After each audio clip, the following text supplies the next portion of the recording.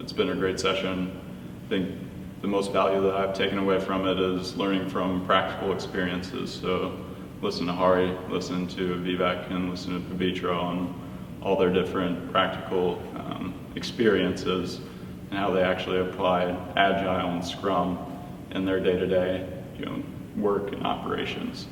So rather than just like reading it from a textbook or watching a video, actually seeing and listening to people's story and learning through that has been so much more beneficial for me than, like I said, just reading it from a textbook.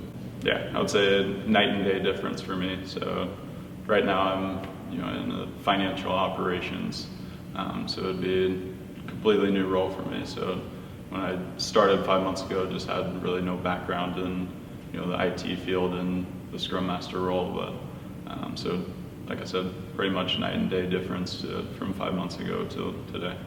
Yeah, so I think my biggest concern was that I thought I had to be somewhat technical in a sense, or know coding, or know how like the development team actually operated.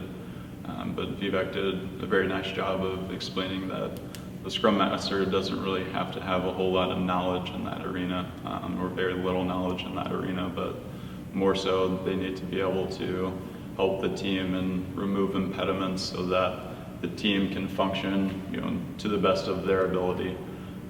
So sometimes as a Scrum Master, it might be better if you don't know the coding side.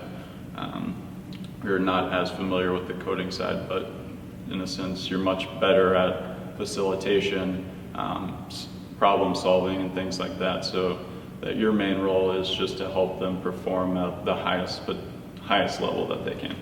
From the SAVE class, I think the biggest takeaway was the planning, and took a lot away from that just because of the practical experiences.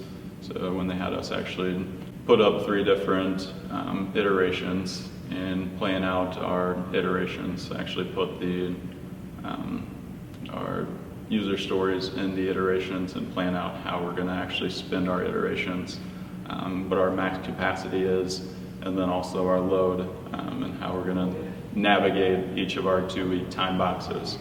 I think that was my biggest takeaway, because I actually had a hands-on experience into facilitating and making sure my development team stayed on task and planning out the iterations, because we only had a short window of time to do so. But while I was going through it, I was so overwhelmed, but like I said, just looking back on it, learned a lot and took a lot out of it.